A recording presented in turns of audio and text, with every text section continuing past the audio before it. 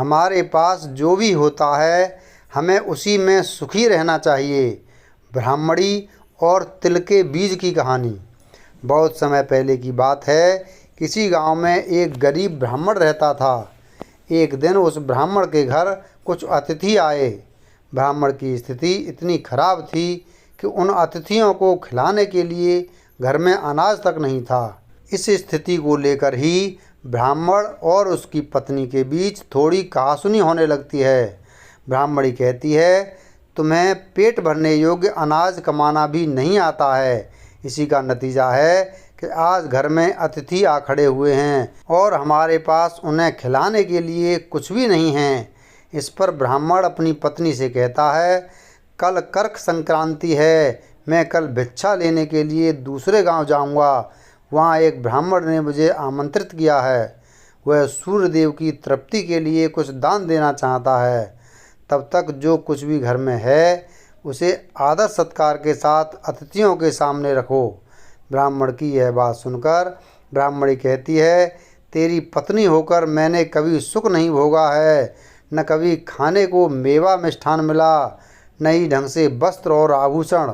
आज तू कह रहा है कि जो भी घर में पड़ा हो वो अतिथियों के समक्ष रख दो। जब कुछ है ही नहीं तो मैं उनके सामने क्या रख दूं? पड़े हैं तो बस एक मुट्ठी तिल, तो क्या अतिथियों के सामने सूखे तिल रखना अच्छा लगेगा? पत्नी की यह बात सुनकर ब्राह्मण कहता है, ब्राह्मणी, तुम्हें ऐसा बिल्कुल भी नहीं कहना चाहिए। कारण यह है कि इच्छा के अनुसार किसी भी मनुष्य को धन की प्राप्ति नहीं होती है। जरूरी है तो पेट भरना, और पेट भरने योग्य अनाज तो मैं ले ही आता हूँ। अधिक धन की चाहत अच्छी नहीं।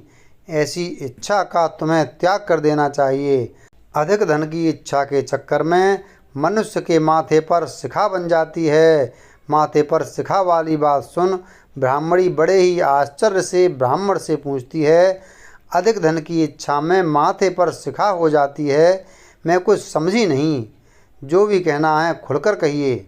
ब्राह्मणी के इस सवाल का जवाब देने के लिए ब्राह्मण अपनी पत्नी को शिकारी और गीदड़ की एक कहानी सुनाता है। ब्राह्मण कथा की शुरुआत करता है। एक दिन एक शिकारी जंगल में शिकार की खोज कर रहा था। जंगल में कुछ दूर आगे बढ़ने के बाद शिकारी को एक काले रंग का पहाड़ जैसा विशाल सूअर दिखाई देता है। सूअर को देखते ही शिकारी अपना धनुष उठा लेता है और कमान खींचते हुए सूअर पर निशाना लगा देता है। कमान से निकला हुआ तीर तीव्र गति से सूअर को घायल कर देता है। घायल होने पर सूअर चिंघाड़ता हुआ शिकारी पर पलटवार कर देता है। सूअर के तीखे दांतों से शिकारी का पेट फट जाता है। इस तरह शिकार और शिकारी दोनों का ही अंत हो जाता है। इसी बीच खाने की तलाश में भटकता हुआ एक भूखा गीदड़ वहां से होकर गुजरता है, जहां शिकारी और सूअर का सब पड़ा हुआ था। बिना मेहनत इतना सारा भोजन देख गीदड़ मन ही मन बहुत खुश होता है और मन ही मन सोचता है कि आज तो ईश्वर की बड़ी कृपा हुई, जो इतना अच्छा और अधिक भोजन एक साथ मुझे मिला है। मैं इसे धीरे धीरे और आराम से खाऊंगा, ताकि लंबे समय तक मैं इसे उपयोग में लाऊंगा। इस तरह मैं इस भोजन के साथ लंबे समय तक अपनी भूख को शांत रख पाऊंगा। इन सभी बातों पर विचार करते हुए गीदड़ सबसे पहले छोटी छोटी चीज़ों को खाना शुरू करता है। तभी उसे शिकारी के मृत शरीर के पास धनुष पड़ा दिखता है।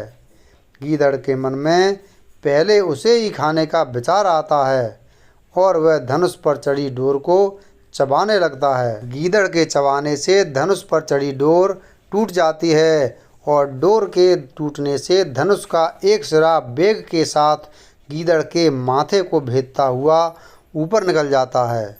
गीदड़ के माथे को भेदकर धनुष का जो सिरा गीदड़ के सिर पर निकल आता है, वह ऐसा प्रतीत होता है मानो गीदड़ के माथे पर शिखा निकल आई हो।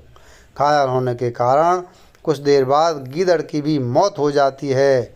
इतना कहते हुए ब्राह्मण कहता है, ब्राह्मणी, इसलिए मैं कहता हूँ कि ज़रूरत से अधिक लोभ से माथे पर शिखा आ जाती है। यह कथा सुनने के बाद ब्राह्मणी कहती है, ठीक है, अगर ऐसी ही बात है तो घर में जो मुट्ठी भर तिल पड़े हैं उन्हीं को मैं अतिथियों को खिला देती हूँ। ब्राह्मणी की यह बात सुनकर ब्राह्मण संतुष्ट होता है और भिक्षा मांगने के लिए घर से बाहर निकल जाता है। वहीं ब्राह्मणी भी घर में पड़े तिल को धूप में सुखाने के लिए फैला देती है। तभी कहीं से एक कुत्ता आ जाता है और उन साफ तिलों पर पेशाब कर देता है। इससे सभी तिल खराब हो जाते हैं। तिल के खराब हो जाने पर ब्राह्मणी काफ़ी परेशान हो जाती है और सोचती है यही तो तिल थे जिन्हें पकाकर मैं अतिथियों को खिला सकती थी। अब मैं क्या करूं? काफ़ी देर सोचने के बाद ब्राह्मणी को एक तरीका सूझा। उसने सोचा कि अगर वह गंदे तिलों के बदले साफ तिल देने की बात कहेगी तो कोई भी आसानी से मान जाएगा। साथ ही किसी को भी इन तिलों के खराब होने की बात पता नहीं चलेगी। इस विचार के साथ वह उन तिलों को लेकर घर घर घूमने लगी। ब्राह्मणी की यह बात सुनकर एक महिला वह तिल लेने के लिए तैयार हो गई, लेकिन उस महिला का पुत्र अर्थशास्त्र पढ़ा हुआ था। उसने अपनी माँ से कहा कि इन तिलों में जरूर कोई न कोई खोट होगी, वरना कौन साफ सुथरे तिलों को गंदे तिलों के बदले देने के लिए तैयार होगा। पुत्र की यह बात सुनकर महिला ने ब्राह्मणी के तिलों को लेने से मना कर दिया। कहानी से सीख: हमारे पास जो भी होता है हमें उसी में सुखी रहना चाहिए। किसी के पास ज़्यादा चीज़ देखकर दुखी नहीं होना चाहिए। वीडियो अगर पसंद आया हो तो वीडियो को लाइक करें, चैनल को सब्सक्राइब करें और बेल आइकन प्रेस करें। धन्यवाद।